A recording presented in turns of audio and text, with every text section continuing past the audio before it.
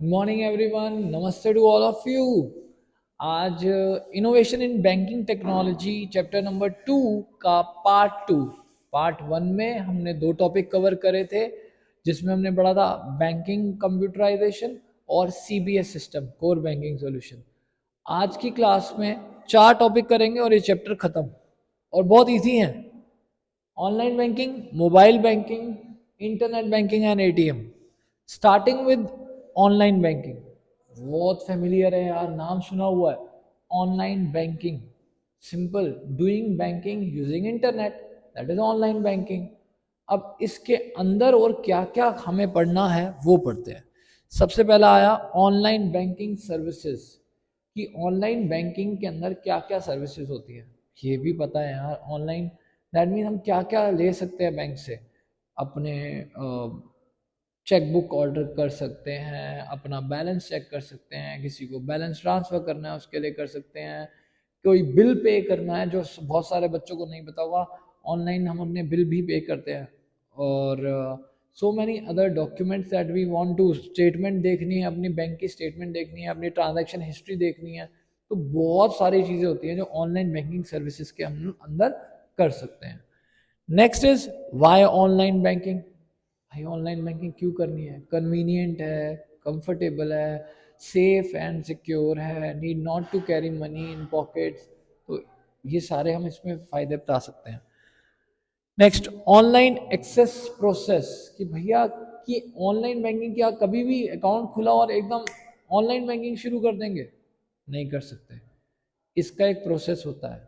आपको बैंक में जाके एप्लीकेशन डालनी होती है that I want the access for online banking. They will give you a pin, they will give you your customer ID, and on the basis of that you can start your online banking. तो इसमें ज़्यादा कुछ नहीं है, but yes there is the topic in your book, access process. Online access process means application देना पड़ेगा bank में। Online banking risk, पुराना पड़ा हुआ चैप्टर नंबर 1 के अंदर, कि जो बैंकिंग के अंदर जो हमने पढ़े थे फर्स्ट चैप्टर में, रेमिटेंस के अंदर ऑनलाइन बैंकिंग वहाँ पढ़ा था। तो उसके अंदर हमने रिस्क पढ़े थे, फिशिंग, स्किमिंग एंड स्पूफिंग। अगर आपको इसकी आईडी नहीं सुनी थी तो आप फिशिंग, स्किमिंग एंड स्पूफिंग मेरी उस वीडियो में जाके आप इसको डिटेल में समझ सकते हो, लेकिन अभी हाँ ब्रीफ कर देता हूँ। फिशिंग क्या होता है? इट इज़ अ स्कैम, जिसमें कि आपको एक फेक मेल आती है और आप उस पर रिप्लाई कर देते हो तो your account got hacked. Then skimming, जो कार्ड स्किमर होता है, जिसमें आप एटीएम में या पीओएस में जब आप कार्ड स्किमर करते हो, स्वाइप करते हो, तो वो आपके कार्ड की डिटेल रिकॉर्ड कर लेता है and your account get hacked. Then आपका phishing, skimming and spoofing. Spoofing fake एक एटीएम मशीन प्रिपेयर किया था या आपके सामने प्रेजेंट होता है एक फेक, जिसमें आप डिटेल अपनी इनपुट करते हैं जो ही, और आपके अकाउंट की डिटेल सामने चली जाती है and your account get hacked. So these are the risk in online banking, जो हमने फर्स्ट चैप्टर में भी पढ़ा था। तो 100% क्वेश्चन आएगा इसके ऊपर, तो अच्छे से प्रिपेयर करके जाना फिशिंग, स्किमिंग एंड स्पूफिंग को। Then online banking security countermeasure, ये भी बहुत इजी है यार। जो हम ये ऑनलाइन बैंकिंग करते हैं, इसके लिए गवर्नमेंट बैंक ने क्या काउंटर मेजर किए इसको सिक्योर बनाने के लिए? ओटीपी सबसे पहला, इलेक्ट्रॉनिक सिग्नेचर, आपके इलेक्ट्रॉनिक सिग्नेचर, आपका पासवर्ड। सो आजकल तो वो थंब वाला भी आ जाता है। तो बहुत सारी चीज़ें हैं जो countermeasure the banks are taking to make your online banking more secure. तो इसके अंदर बस इतना ही है। ऑनलाइन बैंकिंग क्या होती है, क्यों चाहिए, इसका एक्सेस कैसे होता है, क्या थ्रेट्स हैं इसके अंदर, और क्या काउंटर मेजर्स हैं। Jumping to next, mobile banking. ये भी बहुत ईजी है। ये तो आजकल हम सबके पास मोबाइल है, पेटीएम, फोन पे हम लोग सब यूज़ कर रहे हैं। तो mobile banking means doing banking using your mobile phones. तो इसके अंदर हमारे सबसे पहला आता है इंपॉर्टेंस। अब यार मोबाइल बैंकिंग के इंपॉर्टेंस क्या है from for the customer and for the banks also. Bank के लिए क्या फायदे होंगे? लाइनें नहीं लगेंगी बैंक के अंदर, और कस्टमर की सर्विस बढ़ जाएगी, कन्वीनियंस, इफेक्टिव सर्विस हो जाएगी। Then cost efficient for the banks also, bank को ज़्यादा बड़ी बड़ी मशीनें नहीं लगानी, सिर्फ एक एप्लीकेशन बनाई, मोबाइल पे डाल दी, करो भैया। तो ये फ़ायदे, और भी 2-3 फ़ायदे हैं बुक में दिए हुए हैं। देन कस्टमर को क्या फ़ायदा होगा, लॉन्ग डे शेड्यूल नहीं करना, बैंक में जाके लाइनों में लगना, टाइम बच गया, एनी टाइम एनीवेयर कभी भी किसी को भी ट्रांजेक्शन कर सकते हैं। जब जैसी रिपोर्ट चाहिए वो भी मोबाइल पे आती, तो no need to visit the bank again and again. So these are the importance of mobile banking for the customer also. Then mobile banking services, जिस तरह हमने यहाँ पे पढ़ा था ऑनलाइन बैंकिंग सर्विसेज कि ऑनलाइन बैंकिंग, तो मोबाइल बैंक भी तो सर्विस देता है यार, यही सब सर्विस देता है कि आप अपने स्टेटमेंट चेक कर सकते हो, आप अपनी चेक बुक ऑर्डर कर सकते हो, आप हाँ कैश विड्रॉल नहीं कर सकते भाई, हाँ किसी को पेमेंट ट्रांसफर करनी है वो कर सकते हो। These are the services which offered by using a mobile phones. The next mobile banking applications. अब ये मोबाइल बैंकिंग सर्विसेज भी समझ आ गई, एप्लीकेशंस मोबाइल बैंकिंग हम यूज किसके थ्रू करते हैं। सो अगर पुराने टाइम से चलते हुए आगे देखें हम इसे, तो सबसे पहले जो मोबाइल बैंकिंग एप्लीकेशन होती थी वो था सिर्फ एसएमएस। पहले के टाइम में हमारे अकाउंट में पैसे आते थे या जाते थे तो सिंपली हमें एसएमएस आता था कि your account has been debited और क्रेडिटेड।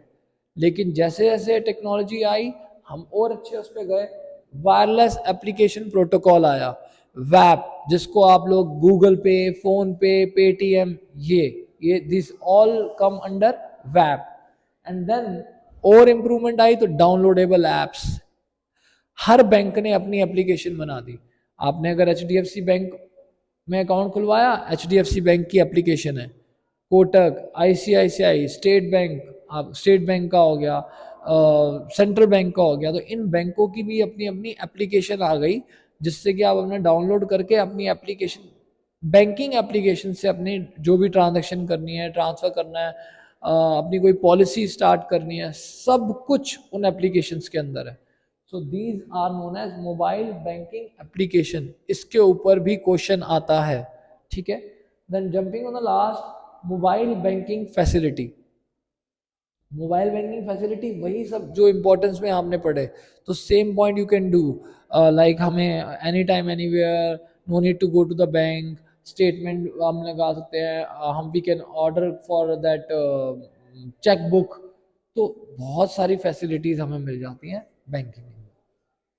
ये भी हमारा खत्म। Then internet banking. Internet banking के अंदर आपको मैं ज्यादा नहीं लेके जाऊंगा, बिकॉज इसके अंदर लास्ट में क्वेश्चन लिखा what is the difference between internet banking and online banking, तो उसमें एक स्टेटमेंट दिया हुआ है, it is same as online banking, it is just the another name और modern name of online banking, that is internet banking. बाकी सब इसके अंदर सेम है। एडवांटेज क्या है, रिस्क क्या है, एप्लीकेशन क्या है, सर्विसेज क्या है, तो ये टॉपिक अगर आपने ये अच्छे से पढ़ लिया तो ये सब इसी के अंदर कवर हो जाएगा, अलग से ज्यादा डिटेल की जरूरत नहीं है। हाँ एक बार you can have a quick eye on this topic. Last topic of this chapter is ATM, automated teller machine.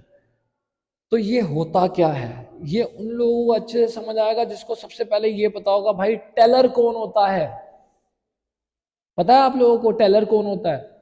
Bank जाते हैं, बैंक में जिस बंदे से हम कैश निकलवाते हैं या जिस बंदे के पास हम कैश जमा कराते हैं, that person is known as Taylor.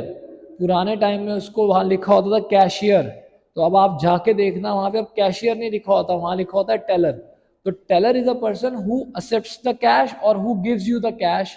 जब भी आप वो स्लिप देते हो, बैंक में जो देता कैश और लेता है उसको टेलर बोलते हैं। तभी लिए जो एटीएम मशीन है उसका नाम रखा गया ऑटोमेटेड टेलर मशीन, बिकॉज वो ऑटोमेटिक टेलर का काम कर रही है। हाँ पुराने टाइम में सिर्फ एटीएम हमारे को कैश निकाल के देती थी, अब कैश डिपॉजिट भी होता है एटीएम मशीन्स के अंदर। अगर नहीं देखा तो जाओ बैंक की ब्रांच में जाके देखो, आपको मिलेगा ऐसी मशीनें अब लग गई हैं जहां पे आप कैश डिपॉजिट भी करा सकते हो एटीएम मशीन्स के अंदर। तो पहला टॉपिक ही यही आया कि भाई यूज क्या होता है एटीएम का, एटीएम के यूज क्या होते हैं, कैश विड्रॉ। अच्छा आधे से ज्यादा तो यही नहीं पता कि एटीएम, सारे ही बोलते हैं बस कैश डिपॉजिट कैश विड्रॉ, चलो नहीं, अच्छा सर कैश डिपॉजिट भी होता है? जी हाँ कैश डिपॉजिट भी होता है। इसके अलावा बहुत सारी चीजें होती हैं, आप अपने बैंक की स्टेटमेंट मांग सकते हो, आप अपनी एटीएम से अपने अकाउंट से दूसरे अकाउंट में पैसा भी ट्रांसफर कर सकते हो। एटीएम मशीन से आप अपने इलेक्ट्रिसिटी बिल भी भर सकते हो। एटीएम मशीन से आप बैंक की चेकबुक के लिए डिमांड कर सकते हो, आप अपनी स्टेटमेंट निकलवा सकते हो। बहुत सारी चीजें होती हैं अब एटीएम मशीन के अंदर। हमें सिर्फ इतना ही पता है कि पैसे निकालना और डालना नहीं, अब बहुत सारी चीजें होती है एटीएम मशीन के अंदर। ठीक है, so these are the uses of ATM. Then इसके अंदर टॉपिक आता है स्ट्रक्चर। आज से 4 साल पहले बोर्ड एग्जाम में क्वेश्चन आया था 5 नंबर का on structure of ATM. So that mean you are suppose to draw the picture of ATM, और उसके हर एक इंस्ट्रूमेंट का नाम लिखना पड़ता है, बुक में दिया हुआ है, पढ़ लेना उसको। Then how to use. यार अब मुझे नहीं लगता कि मुझे आप लोगों को सिखाने की जरूरत है कि एटीएम कैसे यूज करते हैं। तो जैसे आप यूज करते हो उसी चीज को पॉइंट में लिखना है, which is also given in your book. Just क्या करना है, we go into the ATM machine room, insert the card, details fill करते हैं, देन वेरिफिकेशन जो टीपीएस वाला बताया था उसके भी 2-4 स्टेप के हेडिंग डाल दोगे, you will get the full marks. उसमें लगेगा हाँ भाई बच्चे ने कीवर्ड्स के साथ हेडिंग डाली हुई है, बहुत अच्छे से प्रेजेंट किया है। तो how to use ATM, this is it. तो ये पढ़ लेना एटीएम के स्ट्रक्चर और हाउ टू यूज, क्वेश्चन आ सकता है। ऑनलाइन बैंकिंग के अंदर ऑनलाइन बैंकिंग के रिस्क क्या होता है, जो फिशिंग स्कीमिंग स्पूफिंग पड़ा था। मोबाइल बैंकिंग में एप्लीकेशंस के ऊपर एक छोटा सा क्वेश्चन आ सकता है। तो ये इस चैप्टर के हॉट टॉपिक है। और एक सीबीएस जो प्रीवियस पार्ट में मैंने सिखाया था, तो इस चैप्टर में यही सब चीज़ें हैं। तो आई होप आप लोगों को समझ आया होगा, और अगर कोई डाउट हो तो comment me in the comment box, अपने क्वेश्चन पूछ सकते हैं। और thank you so much for watching my class, Gaurav sir की क्लास। और do like, share and subscribe my channel. Thank you.